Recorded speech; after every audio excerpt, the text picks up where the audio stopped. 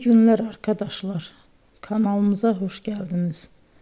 Bugün yine sizler için yepyeni videolarla karşınızdayım. İki başarılı oyuncularımız Elçin Sangu ve Barış Ardus'tan güzel paylaşımlarını sizler için hazırladık.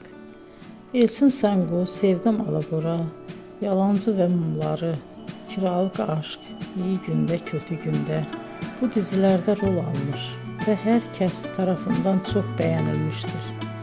Biz de Elçin Sangu ve Barış Ardus'tan en güzel sempatik fotolarını sizler için hazırladık.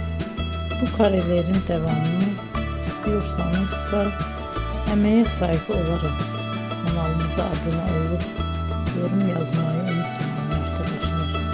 Teşekkür ederim.